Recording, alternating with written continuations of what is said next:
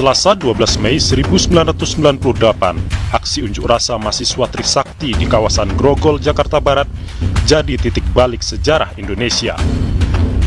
Demonstrasi menuntut Presiden Soeharto mundur dari jabatannya berakhir rusuh, diwarnai tembakan, dan berujung tragedi. Insiden berdarah di Trisakti menjadi laporan utama harian Kompas edisi 13 Mei 1998.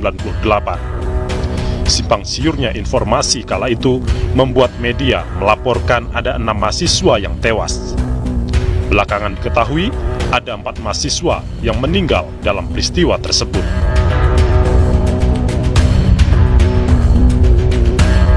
Insiden Trisakti membuat situasi Indonesia makin tak terkendali.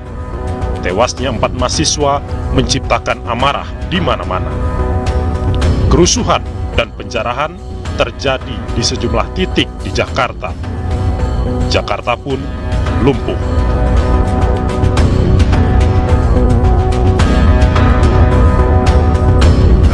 Kemelut segala bidang, serta hilangnya dukungan baik dari rakyat maupun kabinetnya sendiri membuat Soeharto pada 21 Mei 1998 menyatakan mundur dari kursi presiden yang sudah digenggam selama 32 tahun.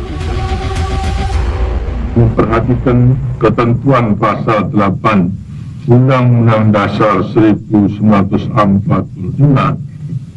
dan setelah dengan sungguh-sungguh memperhatikan pandangan pimpinan Dewan Perwakilan Rakyat dan pimpinan fraksi-fraksi yang ada di dalamnya, saya memutuskan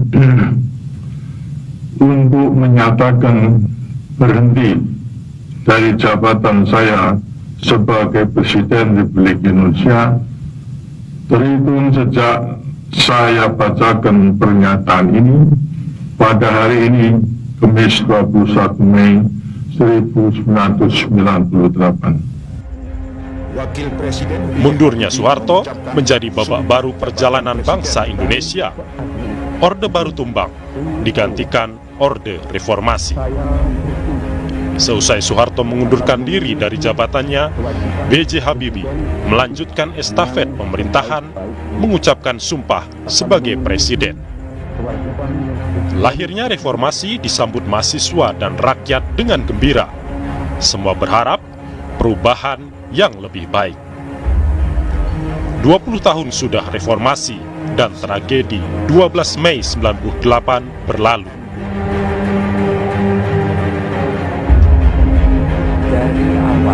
Sosok sentral peralihan dari Orde Baru ke Orde Reformasi yang juga Presiden ketiga Indonesia, B.J. Habibie, menilai setelah 20 tahun reformasi, kondisi Indonesia semakin baik. Namun, Habibie menyarankan Indonesia memiliki panduan pembangunan seperti garis besar haluan negara di era Soeharto, agar pembangunan lebih fokus dan berkelanjutan. Karena itu penting kita memiliki namanya garis besar haluan negara. Garis besar haluan negara adalah yang kita janjikan. Dan sekarang kita belum punya, artinya perlu. Kita pernah punya. Kita pernah punya dan sekarang tidak punya. Apakah perlu kemudian itu untuk diamandemen lagi? Karena harus ada undang-undang dasar. Iya dong. Bapak mendukung amandemen kelima Iya. Untuk saya rasa mereka akan kembali ke situ.